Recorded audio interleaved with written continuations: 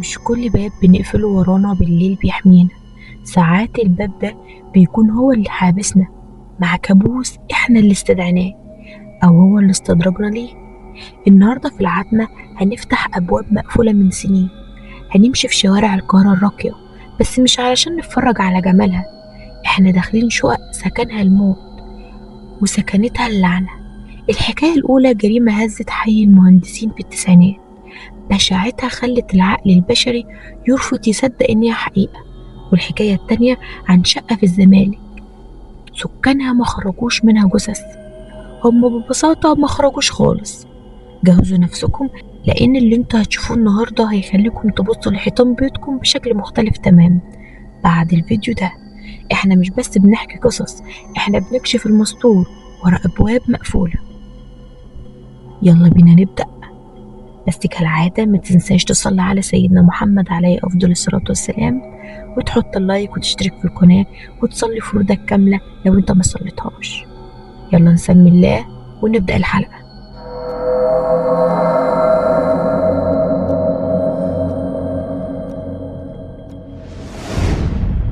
في أكتوبر سنة 1998 في قلب حي المهندسين الراقي، وبالتحديد في منطقة العجوزة، ورا أبواب مقفولة لشقق فخمة دايما في آثار مدفونة. بس السر ده ما كانش مجرد جريمة، ده كان جحيم متفصل على مقاس طاهر ومراته أمل. جحيم بدأ بكلمة شغل وانتهى بسطور وبفصل الراس عن الجسم. طاهر كان شاب بسيط جدا ضيق الحال، كان السلسلة اللي لفت حوالين رقبته لما ظهر حمدي. حمدي ظهر في حياته. طاهر افتكر ان ابواب السما اتفتحت له، وحمدي كان راسم الدور جامد قوي، الراجل المهم، منصب سياسي سري، هيبة مزيفة، وومود يخليك تخاف منه وتحترمه. بس الحقيقة كانت أكثر من كده بكتير. حمدي كان مفصول ومطرود من أي مكان محترم، عايش حياته في السكر والعربدة. أول حاجة عملها علشان يضمن ولاء طاهر وأمل، خد منهم بطايقهم الشخصية، ومن هنا اتقفل عليهم باب شقة واحدة وتحول حياتهم لزنزانة. وهنا ابتدأ الابتذال تدريجي، وكان عبارة عن لو ما سمعتوش كلامي البطايق معايا وانا اقدر اوديكم ورا الشمس. وهنا طاهر ما كانش بس عامل في البيت، ده بقى ديلر، وبقى هو الوحيد اللي يقدر يعمل اعمال المشبوهة لحمدي.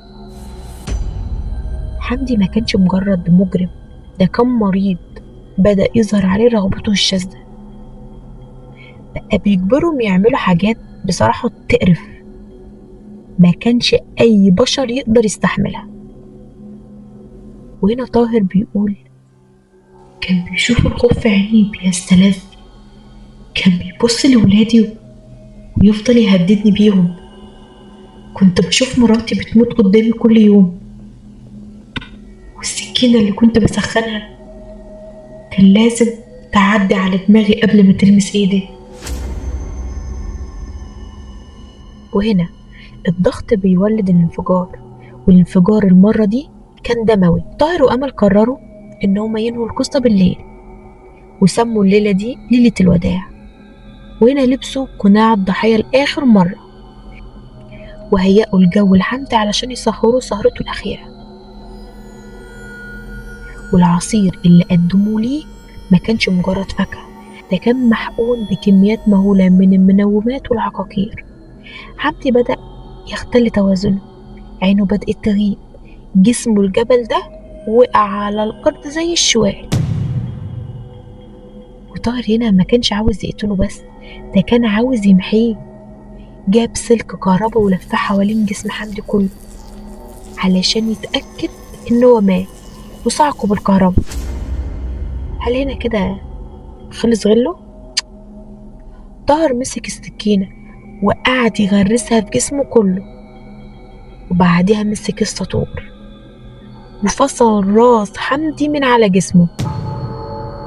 كان بقى في كل مكان، الصمت رهيب، ما قطعوش غير صوت نهجان طاهر وأمل وهي بتمسح الدم من على وشها. بعدها خدوا مفاتيح العربية والأوراق والفلوس وهربوا لمصر مطروح. افتكروا إن هما كده خلاص غسلوا عارهم بدم وهيبتدوا حياة جديدة. بس طبعا احنا عارفين إن الحياة ما بتستخباش كتير، ولما البوليس قبض عليهم حاولوا إن هما يمثلوا دور الضحية، قالوا إن هما بيدافعوا عن شرفهم. بس التحقيقات والنيابة كشفوا المستور إن الطمع في ممتلكات حمدي كان جزء كبير ليها في الجريمة دي. والعدل بصراحة كان سريع وكان قاسي زي الساطور اللي استخدمه طاهر على حمدي، واتحكم عليهم بالإعدام. وشقة المهندسين فضلت فاضية، بس لسه جدرانها شاهدة على اللي حصل في أكتوبر سنة 1938. القصة ابتدت بفقر وتعدي على الذل وانتهت بجثة من غير راس، وعشماوي بيستنى أي حد يفكر إن الدم هو الحل الوحيد. تفتكروا بقى انتوا طاهر وأمل كانوا ضحية فعلا، ولا الشيطان اللي كان جواهم كان أخطر من حمدي نفسه؟ أنا عن نفسي مش عارفة أحكم بصراحة، هل كلامهم صح ولا كلام التحقيقات هو اللي صح؟ أنا مش عارفة بصراحة. بس لو كلام التحقيقات صح يبقى ده جزاءهم ولازم ياخدوه، اللي هو طبعا الإعدام. بس وأنا برضك مستنية رأيكم في القصة دي. يلا بينا نبدأ بقى القصة التانية.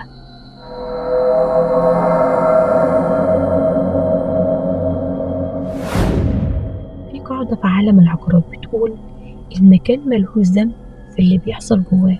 القاعدة دي ما بقتش موجودة تماما قدام العمارة رقم 9 في حي الزمالك. عمارة كلاسيكية جدا وجهتها شيك، بس الدور الرابع فيه ثقب كده مستخبي بيبلع أي حد يخش. الشقة اتقال عنها إن هي بيت المرايات العاكسة للأرواح.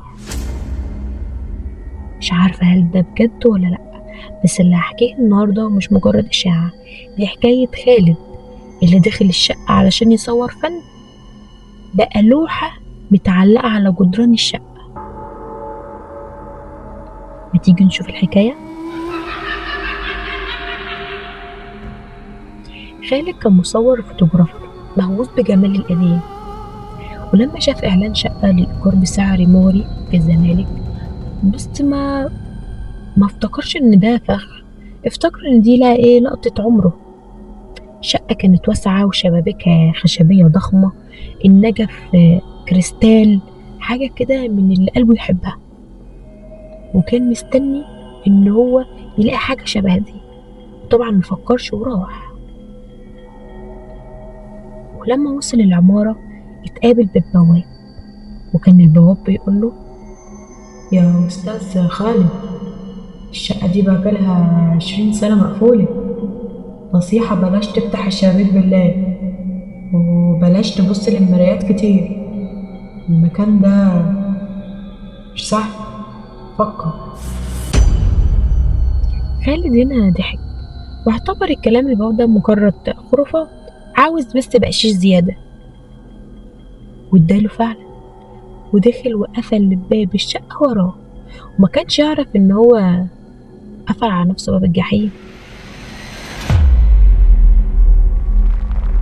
في الليلة الأولى خالد بدأ يجهز معداته، كان بيصور الصالة في الضلمة باستخدام فلاش كده، ولما بدأ يراجع الصور على شاشة الكاميرا قلبه كان هيقف. في كل صورة كان بيظهر خيال طويل جدا رفيع في أركان الأوضة، خيال ملوش ملامح، بس إيده كانت ممدودة ناحية الكاميرا. فخالد قال أكيد ده عف العدسة أو انعكاس ضوء عادي.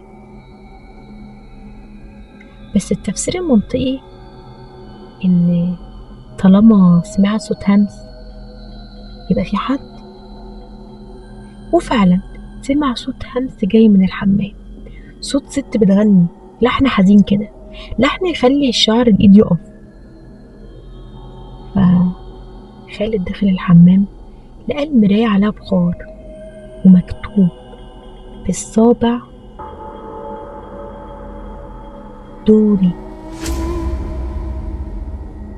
هنا قرر خالد ان هو يلم حاجته ويهرب في اللحظة دي، بس هو بيجري ناحية الباب الشقة اكتشف اللي أرعب من ده، اكتشف الرعب الحقيقي. الصالة اللي كانت 5 متر بقت بتكبر قدامه كأنها كيلومترات. كل ما يجري ناحية الباب يبعد، وفجأة الإضاءة بدأت ترعش والحيطان بدأت تطلع مادة سودة. خالد بص وراه لقى خيال اللي شافه في الصور، بس ظهر وراه وبدأ يلمس وش خالد.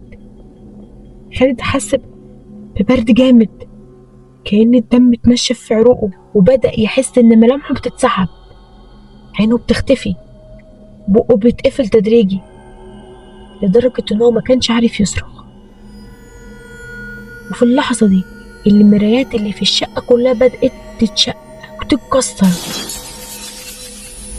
خالد شاف جواها ناس تانية، واللي عرفوا إن دول اللي كانوا ساكنين الشقة، كلهم واقفين ورا المرايات بيخبطوا عليها وبيطلبوا النجدة منه، بس مش بيطلعوا صوت. والخيال بدأ يسحب خالد من ناحية أكبر مراية في الصالة. خالد بيحاول إنه يمسك الباب، بس إيد الباب اختفت كأنها دخان.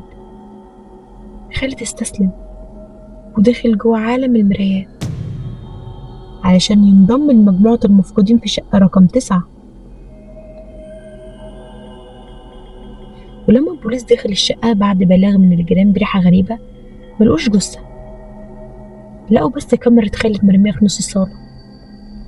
ولما حمضوا الفيلم كانت الصورة الأخيرة هي السيلفي لخالد، بس ما كانش واقف في الأوضة، ده كان واقف جوه المراية ووراه عشرات وجوه باهتة كانت بتبص للكاميرا كأنها بتطلب استغاثة. وهنا نتعلم إن قبل ما تأجر شقة رخيصة وتفرح باللقطة، اتأكد إن أنت الوحيد اللي معاك المفتاح، لأن في شقق بتمسك في سكانها ما تبقاش عايزة تسيبهم للأبد. وده اللي حصل مع خالد في الشقة دي. طبعا أنا القصة دي اتبعتت لي، فأنا مش عارفة هل دي حقيقية ولا لأ، فطبعا المسؤول عن القصة هو اللي بعتها. وبس كده.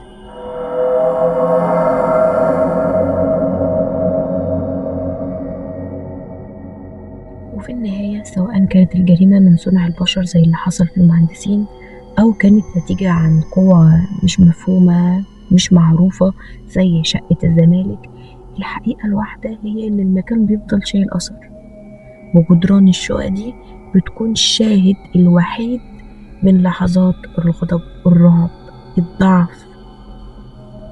ساعات بنفكر إن الأماكن ديت طالما إحنا سيبناها ورانا يبقى كده خلاص، لا بالعكس والله، الأماكن ديت بتكون هي اللي سايبة أثرها جوانا وبتفضل تلاحقنا في أحلامنا. وكده هنكون وصلنا لنهاية الحلقة. استنونا في حكاية جاية لو كان لسه في العمر بقية. سلام.